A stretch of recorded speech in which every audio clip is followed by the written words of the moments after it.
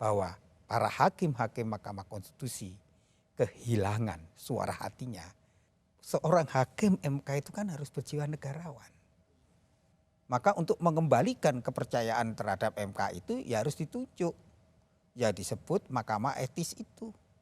Lah mahkamah etika itu harusnya dari orang-orang kredibel, orang-orang independen untuk memulihkan nama baik MK yang sekarang nama baik MK sudah mengalami kehancuran.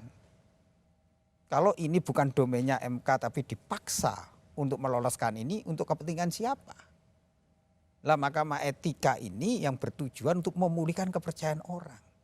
Kalau tidak, ketika MK tidak dipercaya, nanti bagaimana dia mengatasi sengketa? Banyak orang akhirnya sengketa pemilu itu tidak bisa diterima dengan fair dan adil karena dia melihat, loh ada kepentingan kan. Ini bahayanya ketika hukum dipermainkan, ketika konstitusi dimain-mainkan, ketika pewibawaan MK sebagai Mahkamah Konstitusi dia menjadi garda terdepan untuk pembela konstitusi, tiba-tiba untuk kepentingan, hanya kepentingan satu golongan, kepentingan keluarga itu dia korbankan, maka reputasinya kan hancur.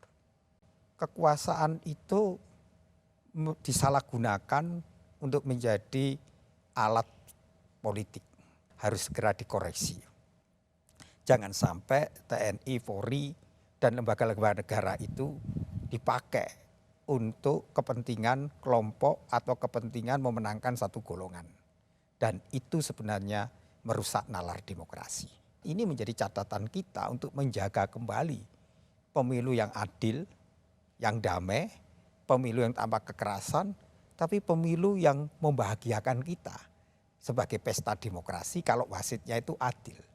Maka dibutuhkan sekarang adalah mengembalikan kembali hakikat demokrasi itu.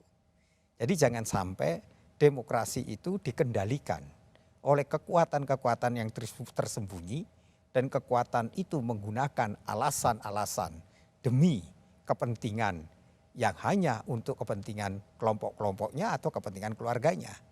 Maka dalam demokrasi setiap orang mendapat kesempatan yang sama dan tidak boleh ada karpet merah lagi. Dan itulah esensi dari demokrasi yang sejati. Maka kembalikanlah kekuasaan itu kembali kepada jati dirinya.